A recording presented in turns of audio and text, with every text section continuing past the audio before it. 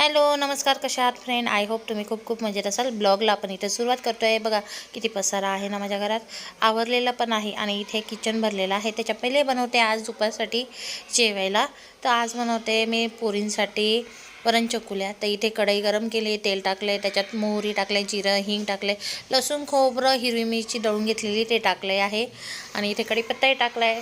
लसूण खोबरं फ्राय झाल्यानंतर बारीक चिरलेला टमाटा टाकला आहे. तो मस्त नरम होस तर बारीक गॅसवर शिजवून घेतलेला आहे.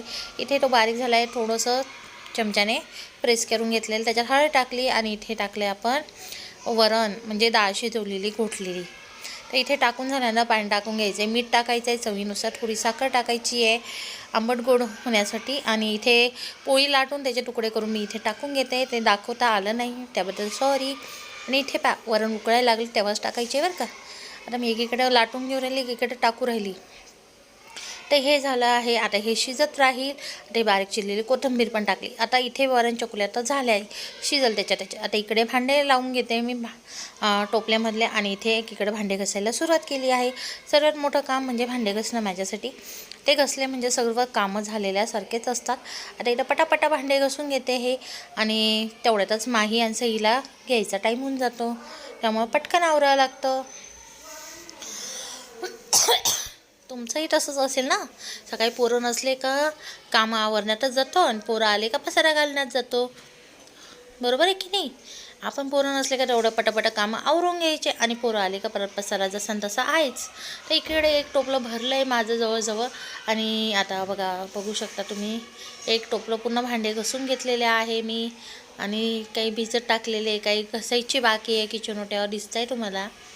आणि आता राहिलेले भांडे पण घासून ठेवून देते, जेवढे बसतील तेवढे. आणि आता सगळे भांडे बाहेर ठेवून आले आणि बाकीचे गॅसवरचे वगैरे सगळे भांडे घेऊन घेतले.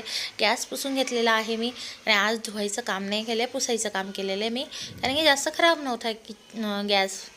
आता इथे दुसऱ्या ह्याच्यातही भांडे घासून घेते.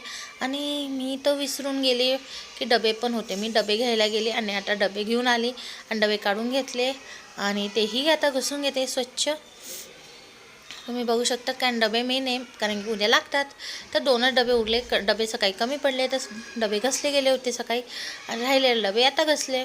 तर बाकीचे भांडेही घासून घेते आणि हे पण आता बाहेर गॅलरीत जातील वाळायला, कारण की 2 टोपले भांडे माझ्या किचन ओट्यावर बसणं शक्यच नाही आहे. किचन मोठा नाही आहे, छोटासाच आहे, त्यामुळं सगळे भांडे घासून झाल्यानंतर हे मी टोपलं बाहेर ठेवून येईल आणि किचन पुसून झालेलाच आहे, शॉर्टचं धुवून चुवून घेते. जर तुम्हाला आजचा छोटासा ब्लॉग आवडला असेल तर लाईक शेअर सबस्क्राईब करायला विसरू नका. Bye friends.